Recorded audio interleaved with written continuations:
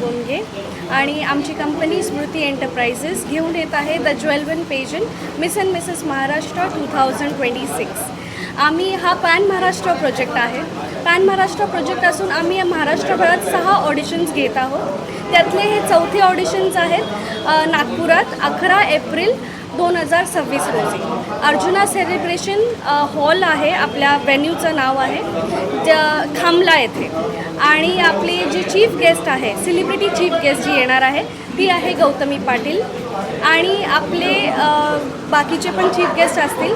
आणि आपले आतापर्यंतचे कंटेस्टंट्स ऑलरेडी 70 कंटेस्टंट्स झाले आहेत आणि अजूनही ऑनलाईन रजिस्ट्रेशन चालू आहेत. तर हा आकडा वाढूही शकतो. आणि यात काय बक्षीस वगैरे ठेवण्यात आलं आहे का?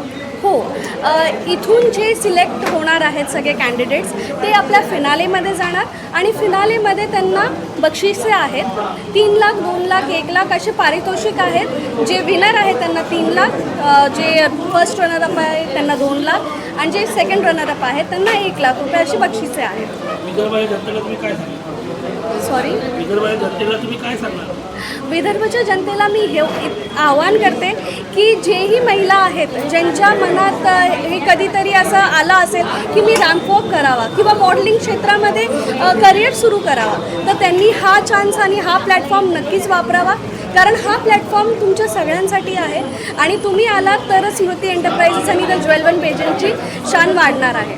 आणि अजून एक गोष्ट मी सांगून देते की जे आपले फायनलिस्ट असतील, इथून जे आपले फायनलिस्ट निघतील आणि जे फिनालेमध्ये भाग घेणार आहेत ते फायनलिस्टसोबत आपण एक गाणं करणार आहोत. जयस्तुते नावाचं गाणं आपण रिलीज त्यांच्यासोबत करणार आहोत आणि पॅन इंडिया ते आपण रिलीजही करणार आहोत. तर ते जयस्तुते नावाचं जे सॉन्ग आहे ते आपण 40 आपल्या महिलांसोबत जी फायनलिस्ट असतील ते 40 महिलांसोबत आपण ते करणार आहोत.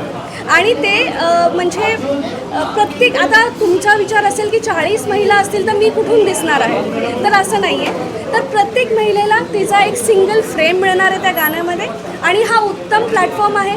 मला तरी असं वाटतं की तुम्ही सगळ्यांनी हा चान्स घ्यावा.